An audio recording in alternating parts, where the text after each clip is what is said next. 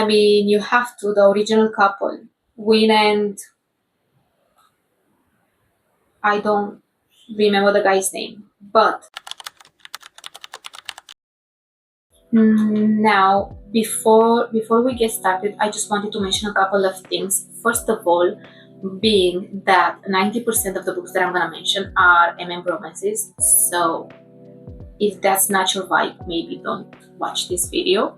So I have 35 books to talk to you about, but I left out all of the books that I read in Spanish and don't have an English translation because I didn't really see the point.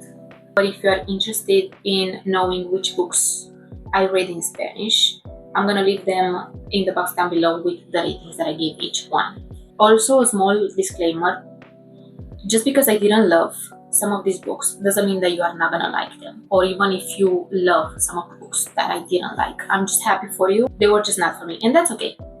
You'll never see me saying I didn't like this book, don't read it, I don't recommend it, because life is too short not to read the books that you want to read, you know? So go ahead. So I will be ranking all of the books that I read from least favorite to most favorite, and I'm going to start with my 2 stars. Out of the 35 books that I'm going to talk to you about, only 3 of them were 2 stars. The first one being Distorted by Naila K. This is an dark romance, most of which takes place in a prison. So we follow the relationship between a prison guard and one of the prisoners. One of the things that I'm gonna give to this book is that it's really, really entertaining, and it's over 700 pages, and I read it in 2 sittings, I believe.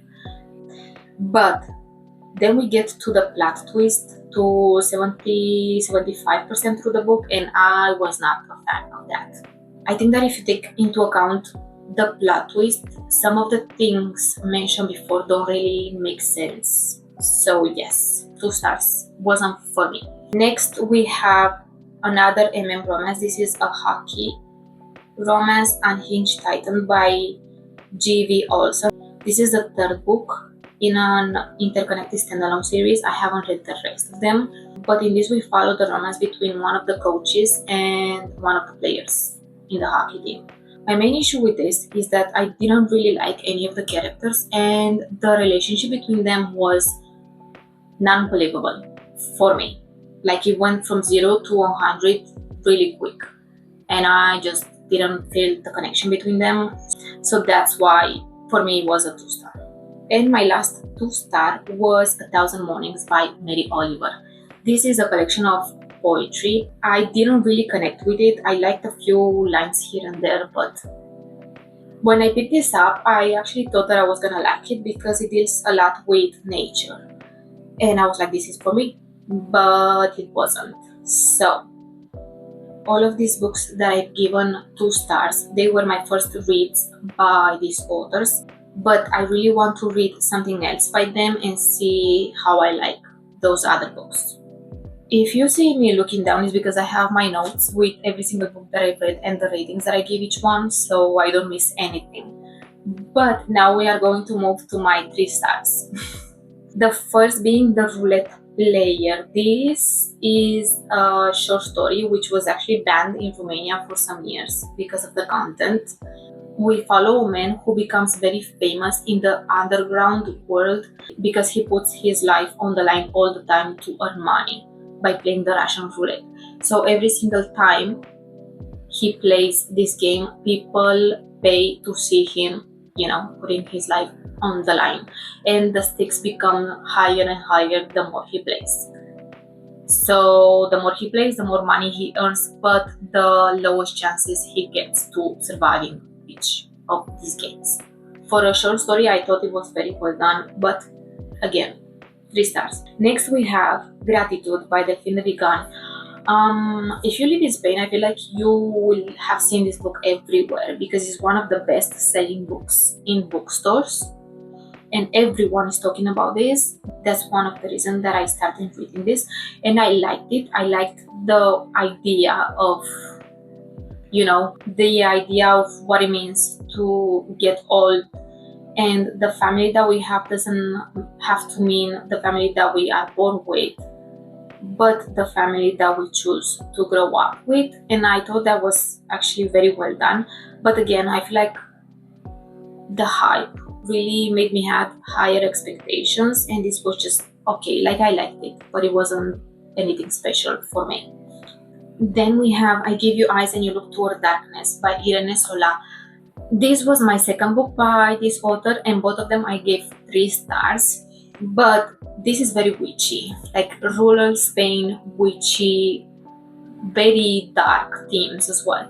But witchy in a dark, uncomfortable way that I believe it's the end goal of the book as well. You can tell that the author really did her research when talking about these things, which I really appreciated as well. But one of the things that I actually really enjoyed is how you see the lines being blurred between the past and the present, and the living and the dead in this small town in rural Spain. So that's I Gave You Eyes and You Looked Towards Darkness by Irene Sola.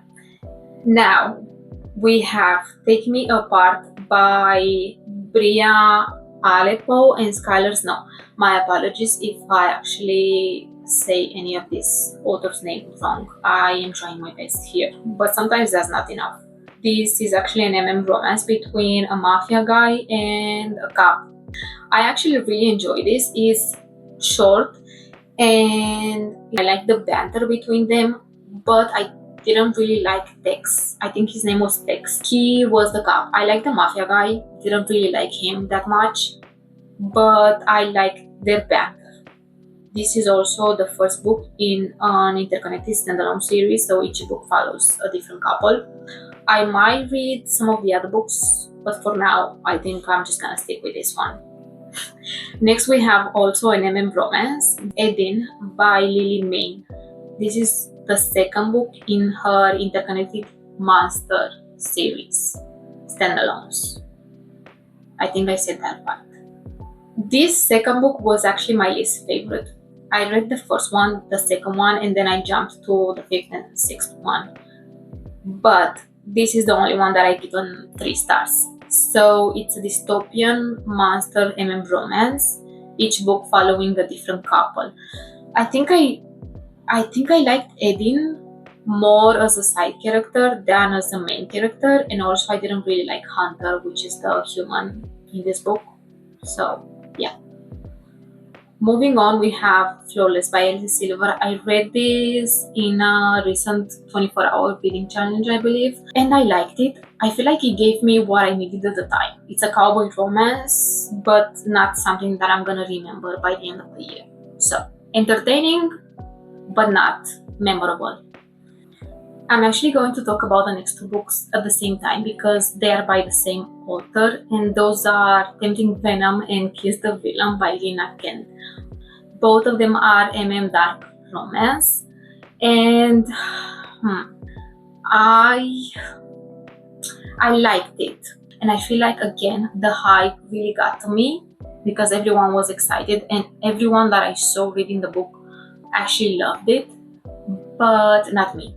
I liked Kiss the Villain a little bit more than Tempting Venom, but again, both of them are 3 stars for me. Tempting Venom, I liked the characters, but I feel like we didn't really see them together for most of the book. And then Kiss the Villain was actually very entertaining. I didn't really like Caden that much, but I liked the banter between him and Cass and the power dynamic that we saw, him being a professor and him being a student. That was fun, but then the second half took a turn that I was not the biggest fan of, so yes. But that's Tempting Venom and Kiss the Villain. And the last 3 star that I'm gonna talk about is actually a 3.5 star, and it's Fairy Catch by C.E. Ricci. This is another MM romance. I was not kidding when I said that 90% of these books are actually MM romances. But Fairy Catch by C.E. Ricci is the 3rd book in the Leighton You series. Each book is a standalone following a different couple, so it's MM college sports romance. This was my least favorite in the series, but it's still a 3.5, so I really still loved it. But now we are going to start with the 4 stars that I have, which are quite a few actually. Since the next two books are also by the same author, I'm going to talk about them together because I gave them 4 stars each. So we have Seraph and Solitaire, both by Lily Mayne, the 4th and the 1st book in her Monster romance series. I talked about Eden, which was the 2nd book. I liked Seraph, but I liked Solitaire a little bit more. I feel like I've mentioned this before, and I'm not someone who reads the interconnected standalone series in order. If I want to read the 3rd book in a series, I'm gonna read the 3rd book without reading the other ones first. But with this one, I feel like you have to read at least the first 2 books to get an understanding of the world and also meet some of the characters. Also because the couple in Solitaire are gonna appear in most of the other books as well. So yeah. Moving on, we have actually a thriller, The 4th Monkey by G.D. Barker. This is the first in a trilogy. I haven't read the other books, but I'm actually really excited to see what's gonna happen next. In this first one, we follow a detective who has been on this case for 5 years and he cannot seem to be able to solve it. And then something happens that really gets the case moving forward. I highly recommend if you are looking for a thriller that is very fast paced. Now we are going back to the books because of course we are. We have Don't You Dare and Fake Shot. Don't You Dare is the first one in an interconnected standalone duology. It's friends to lovers, which I really like. One of the things that I like about Rich is that she does banter and builds relationships so well. Like you really do root for the couples even if you don't like some of the characters, because Aspen, not gonna lie, he kinda got on my nerves. And Fake Shot is the 5th and last book in the Leighton New series. Yeah, not much to say there. It's my 2nd least favorite in the series. Still loved it. I mean, I gave it 4 stars, but I just like the other ones a little bit more. Moving up, we have Reckless by Becca Steele. This is another sports romance. This is a soccer romance. So we follow 2 guys who are on the same team, but they hate each other. They hated each other since they were like teenagers. But now they have to work together since, they play for the same team.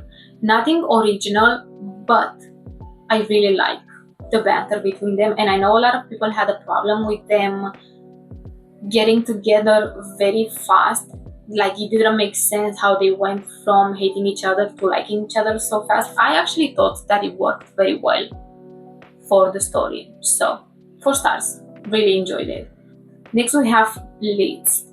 This is another sports romance. Who would have thought, But another enemies to lovers because they are on different football teams. If you like sports romance, enemies to lovers, you are going to enjoy this. The next book that we have is Saving the Rain by Elliot Rose, another romance, but make it cowboy. I feel like this gave me all the things that I want in an cowboy romance. But I'm actually looking forward to reading some of the other books.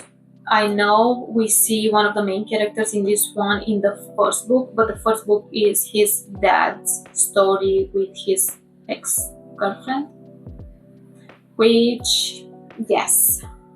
The last 3 books that I'm gonna mention for my 4 stars are actually 4.5 stars, but they were not quite up there to be a 5 star.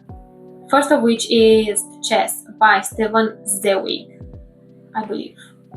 My apologies again if I butcher any of these names. So Chess. I don't know anything about chess, and this book is mainly about that. But even if you don't like chess or you don't know anything about this, trust me when I say you are gonna get so much more about this, because yes, it is about chess, but with the background of the horrors of the 2nd World War. And the way that it was done, it was just amazing in my opinion. It's one of those books that when you finish reading it, you want to go back and read it again so you can pick up on more things that you missed when you read it for the first time. So that was Chess. Next we have Solo Leveling, Volume 9, 10, and 11. I feel like every time I read these books, I know the direction that is going in, and then I'm always wrong. I'm actually quite scared to read the next few volumes. I know I'm going to enjoy it, but I'm gonna be scared for what's going to happen. So yeah. And the last one in the 4-star slot is Iced Out by Levi. This is the first book in the Letra New series. Sports, romance, enemies to lovers. That's everything I'm gonna say. Now the last 12 books that I'm gonna talk about, all of them are 5 stars. Starting with Wicked Little Darling by Lila Dane, college romance.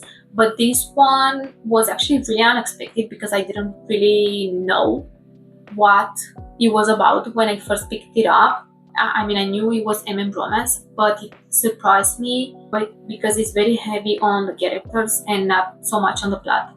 So if you are someone who appreciates character growth and character background, I feel like you are going to like this one. So obviously highly recommend if you like romances. And I also look forward to reading something else by Lila Dane as well.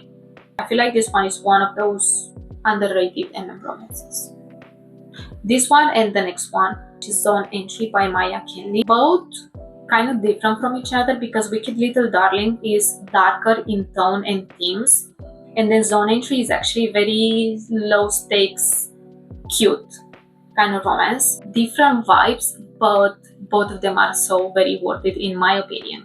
On the 10th spot, we have one of the 2 lit fic that actually made my 5-star reads of the year, which is Woodworm by Laila Martinez.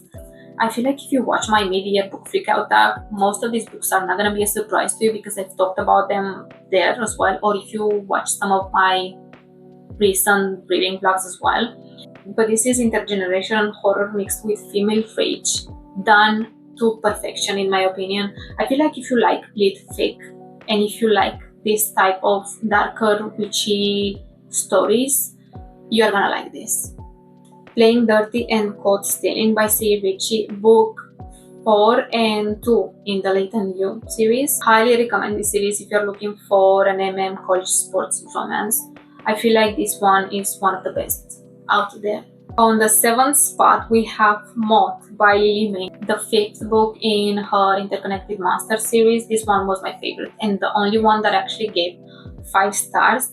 Again, I feel like you have to read at least the first 2 books so you get a grasp of the world and some of the characters before you pick this one up. Next, we have Hunt the Villain by Rina Kent. I know a lot of people will not agree with it, but this is her best romance.